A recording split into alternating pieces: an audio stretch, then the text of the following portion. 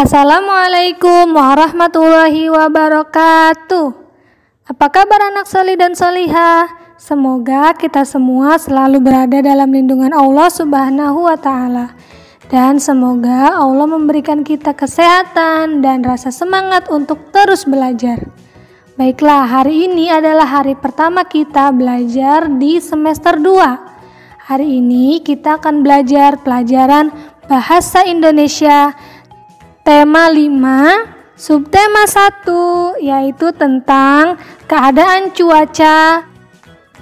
Nah, mari kita amati di sekeliling kita. Apakah keadaan udara terasa hangat, dingin, sejuk? Nah, apakah langit juga cerah dan matahari bersinar terang? Apakah ada awan? Keadaan yang kita amati di sekeliling kita tersebut adalah keadaan cuaca. Apakah yang dimaksud dengan cuaca? Cuaca adalah keadaan udara di suatu tempat. Keadaan cuaca dapat berubah-ubah setiap waktu. Cuaca di pagi hari berbeda dengan cuaca pada siang, sore, atau malam hari. Keadaan cuaca di suatu tempat dipengaruhi oleh suhu, matahari, awan, angin, dan hujan. Ketika cuaca cerah, keadaan langit terang dan tidak berawan. Sinar matahari bersinar terang dan udara terasa hangat.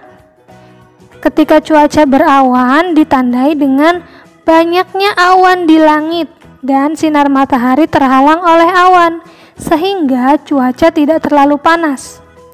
Ketika cuaca mendung ditandai dengan awan abu-abu mulai menyelimuti langit. Suhu udara mulai menjadi sedikit panas, di mana akan diikuti dengan turunnya hujan. Cuaca hujan ditandai dengan turunnya titik-titik air dari langit. Udara menjadi lebih sejuk. Hujan dapat turun dengan deras atau rintik-rintik saja. Selanjutnya yaitu awan. Awan adalah kumpulan uap air yang naik ke langit lalu mengembun. Uap air tersebut berasal dari air yang terkena panas matahari. Semakin banyak uap air yang naik, maka semakin tebal awan yang terbentuk. Awan dapat dikelompokkan menjadi 3 jenis. Yang pertama, awan sinus. Awan sinus berbentuk seperti serabut kapas, berada paling jauh dari permukaan bumi.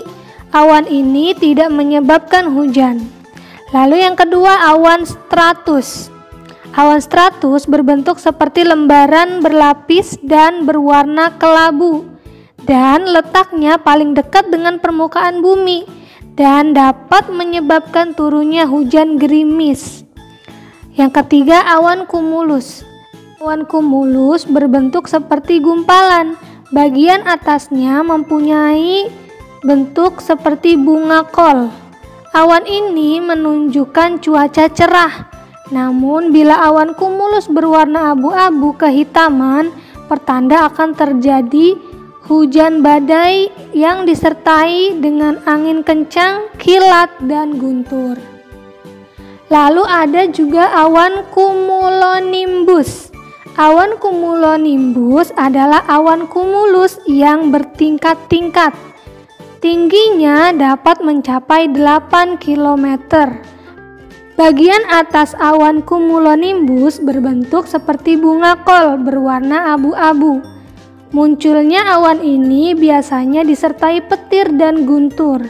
Awan ini merupakan penyebab terjadinya hujan badai. Dalam bidang transportasi, awan cumulonimbus sangat diwaspadai karena awan ini mengganggu penerbangan pesawat, sehingga tak jarang penerbangan harus ditunda karena cuaca buruk. Lalu, hujan badai. Hujan badai adalah peristiwa hujan yang disertai angin kencang. Hujan badai dapat menyebabkan banyak kerusakan, misalnya pohon tumbang, atap rumah beterbangan, dan lain-lain.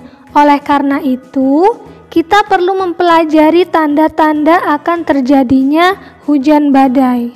Hujan badai merupakan kejadian yang dapat diperkirakan datangnya. Hujan badai umumnya terjadi setelah tengah hari. Sebelum terjadinya hujan badai, biasanya cuaca pagi hari sampai siang hari cerah. Namun, udara terasa sangat panas. Awan putih memenuhi langit yang semakin lama semakin tebal. Bersamaan dengan itu, angin bertiup kencang. Lama-kelamaan, awan menjadi gelap, angin pun semakin kencang dan disertai petir. Jika melihat keadaan cuaca tersebut, maka kita harus tetap berada di dalam rumah untuk menghindari benda-benda yang mudah roboh. Lalu selanjutnya yaitu suhu. Perubahan cuaca di Indonesia beberapa waktu lalu menyebabkan penurunan suhu di beberapa wilayah. Salah satunya di dataran tinggi Dieng, Jawa Tengah, di mana suhu sangat dingin mengakibatkan embun di dedaunan membeku. Masyarakat sekitar menyebutnya bun upas, artinya embun beracun, karena dapat mematikan tanaman jika berlangsung sangat lama. Lalu cuaca ekstrim. Cuaca ekstrim adalah suatu kondisi cuaca yang tidak normal, di mana terjadi saat peralihan antara musim kemarau dan musim hujan. Contohnya, hujan badai disertai angin topan dan juga hujan es. Cuaca ekstrim dapat menyebabkan kerusakan. Cuaca ekstrim lainnya yaitu hujan es, di mana hujan yang disertai dengan turunnya butiran-butiran es. Jika ukurannya sangat besar, dapat membahayakan manusia dan merusak bangunan.